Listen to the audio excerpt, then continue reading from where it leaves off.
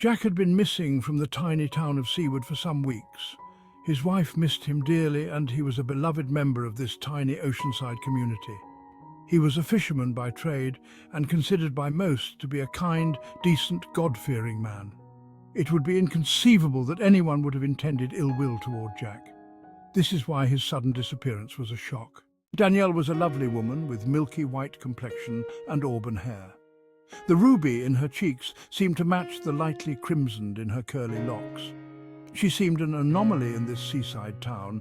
Her appearance was less weathered. However, the worry of her missing husband had begun to take a toll on her once dulcet visage. For weeks, she had begun to fall into increasing states of depression. She waited patiently for search parties to return, but only met with repeated disappointment. Her dear husband may not be coming back. Could there be any hope? Oh, Jack, where could you be? Hope came in the name of John O'Donnell. John was the local drunk who was known to spin incredible yarns. When John returned to town with news of having sighted Jack, the news was accepted with skeptical amusement. However, there were some details of John's story that struck a chord with Danielle.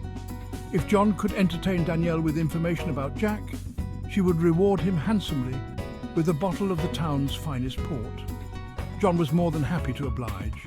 I swear I saw him. It was Jack, I'm telling you. John stated that he witnessed a man matching Jack's description in the neighboring town of Hammock. He didn't believe it to be Jack at first, for when John called out for Jack, Jack did not answer. He merely glanced in John's direction as if he did not recognize him and proceeded towards the Hammock piers. Jack, is that you? John gave chase, but lost him in the crowd of the busy dock. He returned to Hammock the following day and waited from dawn till dusk. He was about to surrender hope in seeing his old friend. But just as mysteriously as Jack had disappeared, there he was again. Upon seeing Jack, he rushed to deliver the good news to Danielle. Danielle, I saw him again. I swear on my life, it was Jack.